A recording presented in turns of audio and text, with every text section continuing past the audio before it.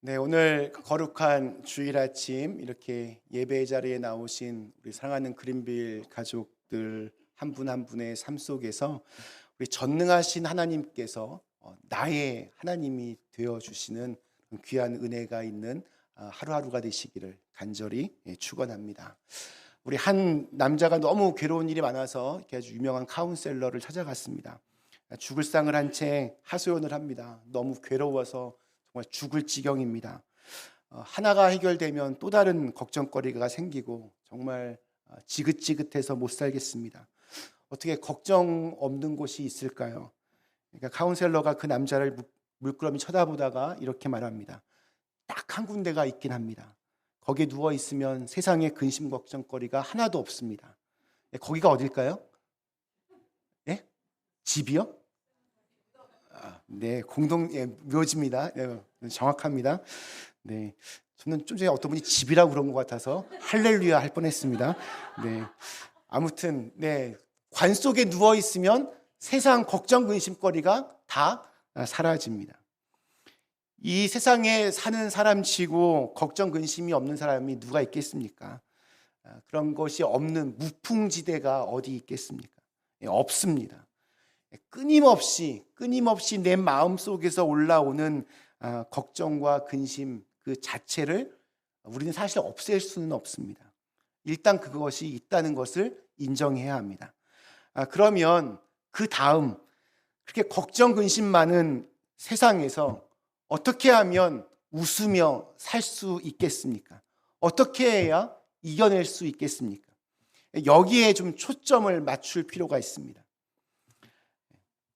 어떻게 세상의 그 걱정 근심거리 이겨낼 수 있을까요? 나보다 힘세고 능력 많은 분이 도와주면 됩니다. 아주 간단한 원리입니다.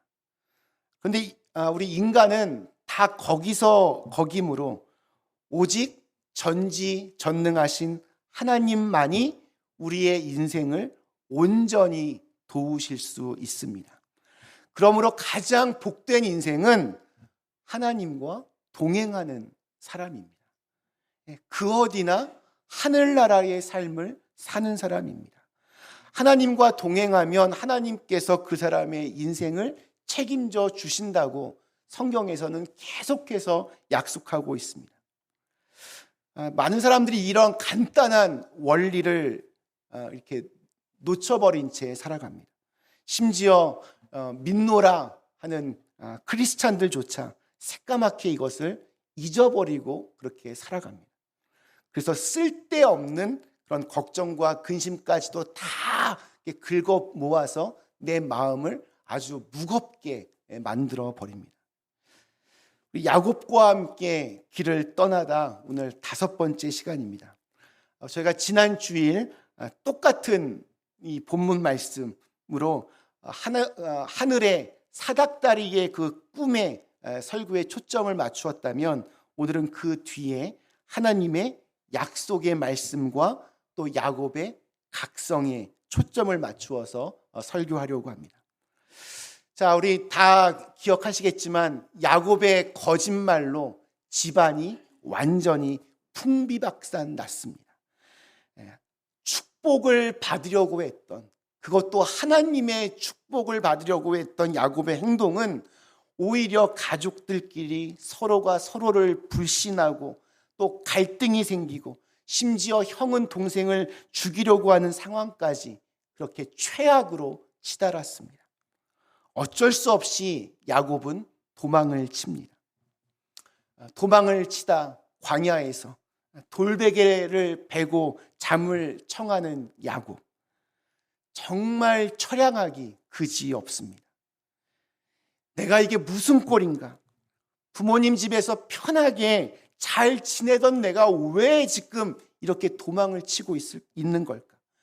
외삼촌의 집에 무사히 도착할 수는 있을까? 언제까지 이렇게 도망을 다녀야 할까? 난 집에 언제쯤 다시 돌아갈 수 있을까? 내 삶에 미래가 있을까? 이런 수많은 생각들이 그의 머릿속에서 맴돌았을 것입니다. 그러면서 과연 하나님은 계시는 걸까? 이런 의심도 들었을 것 같습니다. 분명히 할아버지와 아버지를 보면 하나님이 계신 것 같긴 한데 그 하나님이 도대체 어디에 계시는 걸까? 왜 나에게는 나타나시지 않는 걸까? 야곱은 그토록 복을 받고 싶어서, 하나님의 축복을 받고 싶어서 엄청난 노력을 기울여서 흥정을 하기도 하고 딜을 하기도 하고 사기도 치고 거짓말도 하고 그랬는데 정작 하나님이 어디에 계시는지를 알지를 못했습니다. 그런데 바로 그때 그 자리에서 하늘이 열리며 하나님께서 야곱을 만나 주셨습니다. 하늘의 사닥다리 환상을 보여주셨습니다. 그렇다면 하나님은 왜 야곱이 이토록 외롭고 힘들게 되어서야 이 야곱을 만나 주셨을까요? 왜 이렇게 실패하고 도망다니는 처량한 신세가 되어서야 그때야 만나 주셨을까요? 지금이야말로 야곱이 진정으로 하나님을 만날 수 있는 마음 자세가 되었기 때문입니다. 사실 하나님은 야곱이 그동안 이 브엘세바 집에서 살았을 때에도 항상 거기 계셨습니다.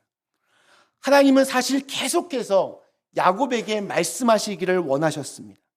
그러나 야곱에게는 하나님의 임재를 느낄 수 있는 믿음의 눈이 없었고 하나님의 음성을 들을 수 있는 믿음의 귀가 닫혀 있었습니다. 하나님은 자기와 늘 함께 하고 계셨는데 이것을 야곱은 전혀 깨닫지를 못하고 지금까지 살았습니다. 아무것도 없이 홀로 들에 나와서 이렇게 돌베개를 베고 누웠을 때 맹수가 와서 공격하거나 형 에서가 와서 칼로 찔러도 어쩔 수 없는 무방비 상태에 처했을 때, 그래서 정말 나는 아무것도 의지할 곳이 없구나 하고 깨달았을 때, 나는 하나님이 도와주셔야만 살 수가 있는 존재구나, 이것을 깨달았을 때 바로 그때 야곱은 하나님을 만났습니다. 지난주에 살펴본 대로 땅에서부터 하늘까지 닿았던 그 사다리를 통해서 천사들이 오르락 내리락 하는 꿈, 환상을 봅니다. 그리고 나서 하나님께서 우리 13절과 14절에서 이렇게 말씀하십니다. 또 본즉 여호와께서 그 위에 서서 이르시되 나는 여호와니 너의 조부 아브라함의 하나님이요 이삭의 하나님이라. 네가 누워있는 땅을 내가 너와 네 자손에게 주리니 네 자손이 땅의 티끌같이 되어 네가 서쪽과 동쪽과 북쪽과 남쪽으로 퍼져갈지며 땅의 모든 족속이 너와 네 자손으로 말미암아 복을 받으리라. 하나님은 자신을 여호와라고 하시며 아브라함의 하나님이요 이삭의 하나님이라고 하십니다. 그리고 야곱에게 놀라운 약속들을 오늘 말씀에서 모두 7가지를 주시는데 이 13절과 14절에는 3가지가 나옵니다. 뭐가 있나요? 13절에 보면 네가 누워있는 땅을 너와 네 자손들에게 주겠다. 14절에는 네 자손이 땅의 티끌처럼 많아져서 동서남북으로 사방으로 퍼져나갈 것이다. 또 땅의 모든 족속이 너와 너의 자손 때문에 복을 받게 될 것이다. 우리 성경 좀 읽어보신 분들은 이게 야곱에게만 주신 축복이 아니라는 것을 압니다. 아브라함에게도 이와 똑같은 말씀을 주셨고 이삭에게도 똑같은 말씀을 주셨습니다. 근데 그 다음 15절에는 4가지의 약속이 더 있는데 이것은 야곱에게만 주신 새로운 약속입니다. 내가 너와 함께 있어 내가 어디로 가든지 너를 지키며 너를 이끌어 이 땅으로 돌아오게 할지라. 내가 내게 허락한 것을 다 이루기까지 너를 떠나지 아니하리라 하신지라. 첫 번째로는 나는 너와 함께 있다.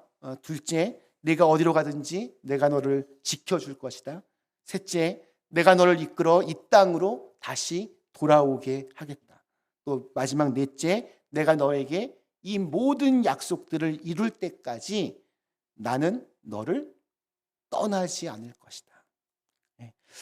한마디로 이 모든 말들을 정리해 보면 나는 내가 죽을 때까지 너와 함께 살겠다. 이런 뜻입니다. 하나님께서 야곱에게 정말 원하셨던 것이 무엇이었을까요? 야곱이 그냥 복을 받고 세상에서 떵떵거리고 편안하게 잘 먹고 잘 사는 정도, 그런 것이 아닙니다. 하나님이 야곱에게 진정으로 원하셨던 것은 야곱이 하나님과 함께 동행하는 것이었습니다.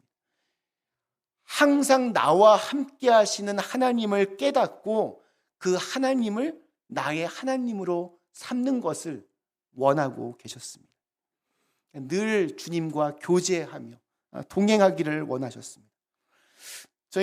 우리 요한계시록 3장 20절, 제가 굉장히 좋아하는 말씀입니다. 볼지어다 내가 문 밖에 서서 두드리노니 누구든지 내 음성을 듣고 문을 열면 내가 그에게로 들어가 그와 더불어 어떻게 해요? 먹고 그는 나와 더불어 먹으리라. 늘 함께 이렇게 있으면서 같이 먹고 하는 관계, 누구입니까? 네, 식구입니다. 가족입니다. 아무하고 밥 같이 먹지 않습니다. 네, 가족과 함께 매일 같이 밥을 먹는 사람은 가족입니다. 가족. 그러니까 하나님은 내가 너의 가족이 되어주겠다. 이렇게 약속하고 계시는 겁니다. 단순히 무슨 이렇게 비즈니스 거래하는 것처럼 네가 나한테 이거 해주면 나도 너에게 이거 해줄게. 이게 아닙니다. 가족과 같은 관계를 하나님은 원하고 계십니다. 필요할 때는 찾고 필요 없을 때는 안 보는 관계가 아니라 늘 함께 사는 관계. 어려울 때나 좋을 때나 늘 함께 사는 가족 같은 관계를 하나님은 원하십니다. 여러분, 부모와 자녀와의 관계는 비즈니스 관계가 아닙니다. 해주던 못해주던 어쨌든 함께하는 것이 가족입니다. 부모는 자식을 위해 희생하며 자식이 잘 되기를 원합니다. 나보다는 내 자녀가 더 잘 되기를 원하는 게 부모의 마음입니다. 살아보니 내가 제일 중요해. 내가 더 잘 돼야지. 내 아이는 어떻게 되든 상관없어. 아니면 그동안 내가 너한테 해준 게 이거니 쭉 계산을 해서 청구서를 딱 내놓고 이거 나한테 내놔라. 만약 이렇게 한다면 참 이렇게 이상한 부모일 것입니다. 부모는 자녀를 사랑해서 희생하고 베풀어주고 자녀는 그러한 부모님의 사랑에 감사하고 공경하고 섬기는 것, 존경하는 것, 이렇게 서로 사랑하는 것이 가장 이상적이고 아름다운 가정의 모습일 것입니다. 그렇다면 오늘 하나님께서 저와 여러분에게 정말 원하시는 것이 과연 무엇일까요? 신앙생활이 과연 무엇입니까? 무엇이 하나님을 믿는 것입니까? 그저 일주일에 한두 번, 한두 시간 정도 이렇게 주일 아침에 교회에 나와 예배에 참석하고 또 가끔 성가대도 하고 또 여러 모임에 참여하는 정도? 하나님이 그 정도 원하실까요? 그보다는 조금 더 열심을 내어서 새벽 기도도 좀 나오고 아니면 또 수요 예배 참석하는 것? 하나님께서 그 정도까지 원하실까요? 아니면 거기에 좀 더 보태서 매일같이 성경을 읽고 기도를 하고 찬송을 부르는 것? 하나님이 그 정도까지는 원하실까요? 하나님이 정말로 우리에게 원하시는 것은 몇 프로 정도 내가 하나님께 하겠습니다. 이런 것이 아니라 우리가 어떤 종교적인 활동을 할 때만 하나님을 찾고 나머진 다 내가 알아서 하겠다는 것이 아니라 정말 24시간 늘 우리와 함께 하나님이 하시는 것, 우리가 늘 함께 하나님과 교제하는 삶, 이것을 원하십니다. 이것이 우리의 목표가 되어야 합니다. 우리가 교회에 오거나 성경을 읽고 기도할 때만 그리스도인이고 다른 것을 할 때는 내 방식과 내 생각과 내 고집대로 사는 것이 아니라 언제 어디에 있든지 변함없이 하나님의 사람으로 거룩한 삶을 살아가는 것을 하나님은 원하십니다.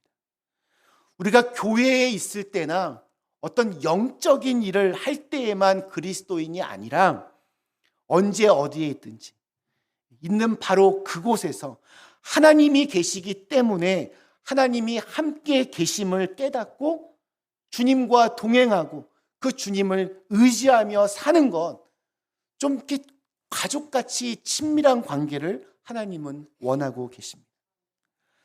하나님이 정말 우리에게 원하시는 것은 우리가 이 땅에서 대충 신앙생활 하다가 뭐 교회 예배 오고 또 예수님 내가 그리스도로 믿습니다 고백하고 그래서 이렇게 죽어서 그냥 천국에 가는 것, 그 정도를 원하시는 것이 아닙니다.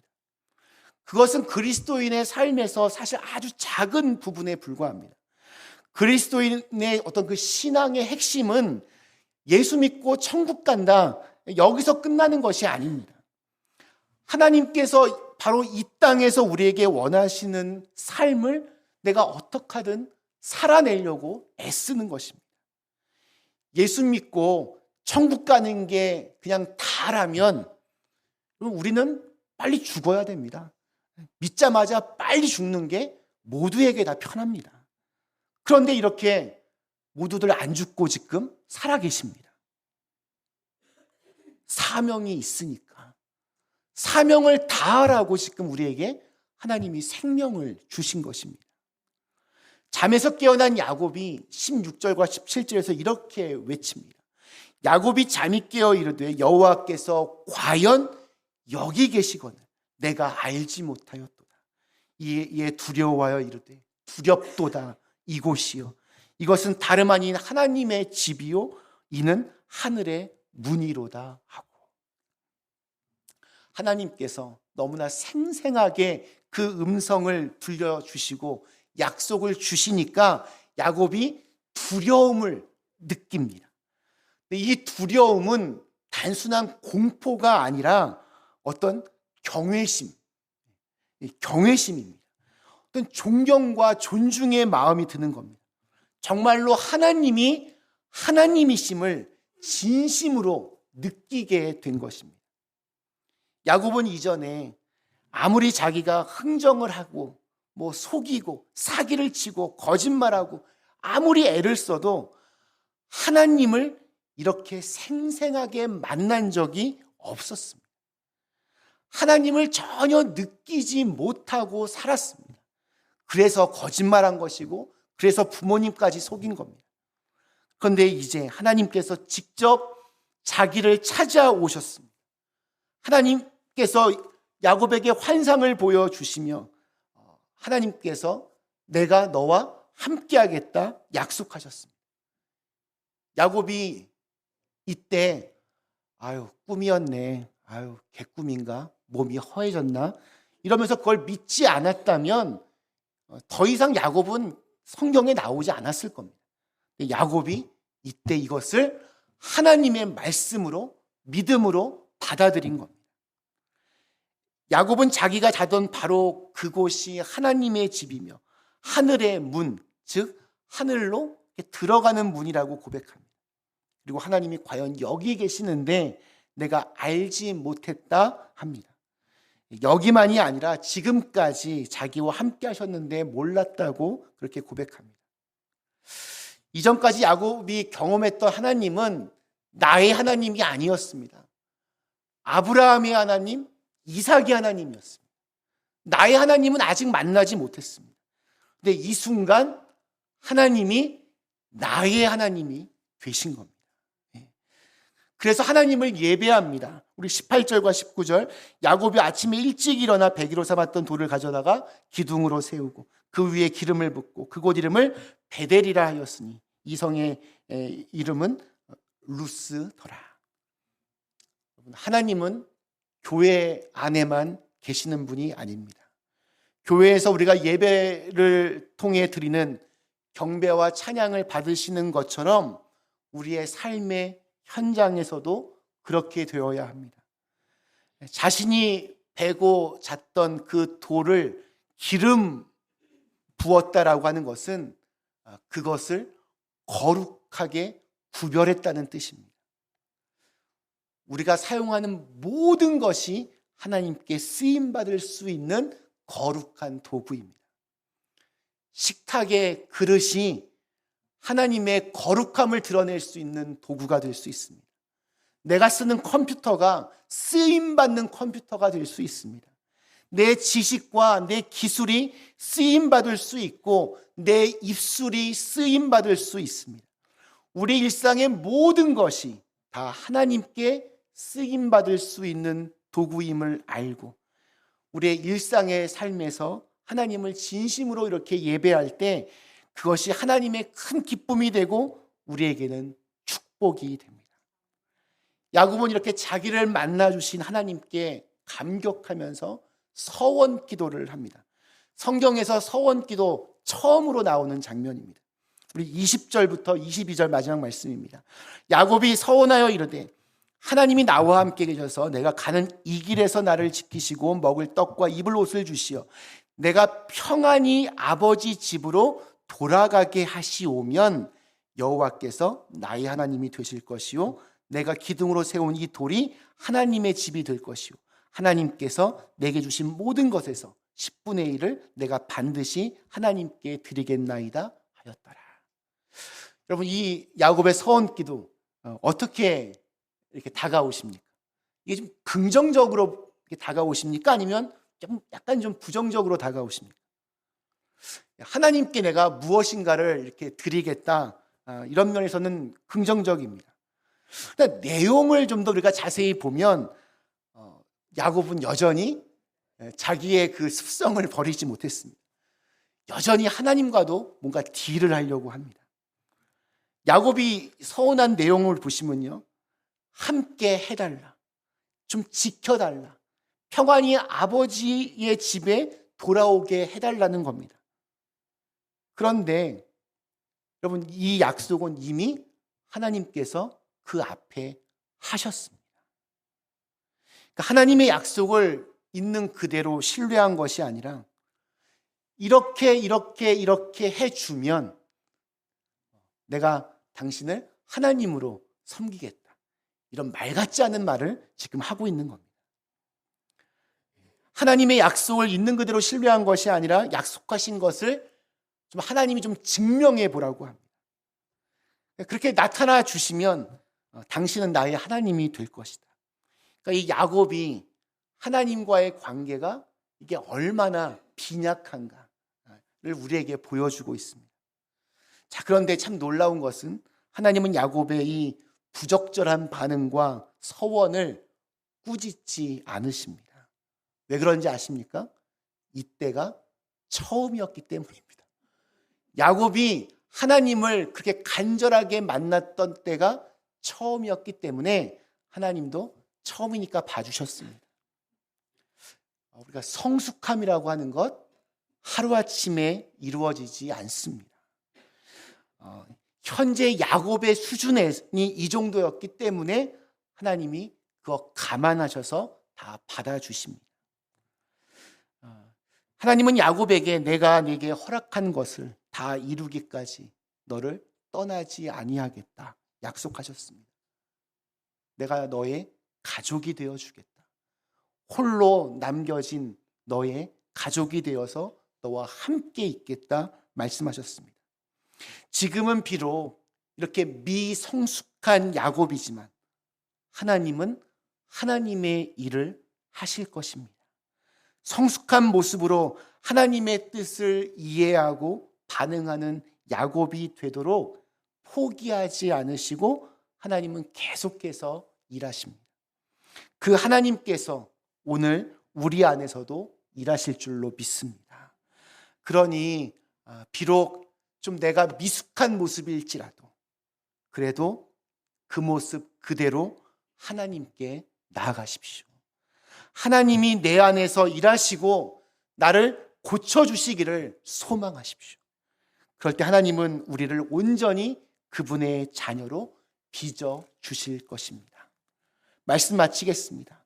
사랑하는 그린빌 가족 여러분, 야곱과 함께 길을 떠나다 오늘은 막연하게 하나님을 자신에게 축복을 주는 분 정도로 생각했던 야곱이 처음으로 하나님을 인격적으로 만난 사건을 다루었습니다. 하나님이 우리에게 요구하시는 것은 결코 완벽함이 아닙니다. 하나님께 나아갈 수 있는 간절한 마음, 가난한 마음, 애통하는 마음입니다. 그럴 때 바로 그곳이 놀라운 약속의 말씀을 깨닫는 하나님의 집 베델이 되고 하늘로 들어가는 문이 되며 그 약속을 붙들고 믿음의 결단을 내리게 되는 장소가 될 것입니다. 세상의 모든 것이 지금 흔들리고 있습니다. 험난한 세상 속에서 홀로 남겨지는 불안하고 두려운 순간이 우리 모두에게 있습니다. 우리는 그래서 하나님을 믿습니다. 야곱에게 말씀하셨던 하나님의 약속은 오늘 우리들에게도 필요하고 또한 여전히 유효합니다. 이처럼 확실한 하나님의 약속을 붙들고 지금의 불확실한 현실을 헤쳐나가며 승리할 수 있는 우리 그린빌 가족들 다 되시기를 주님의 이름으로 간절히 축원합니다. 우리 주신 말씀 생각하시며 잠시 함께 기도하시겠습니다.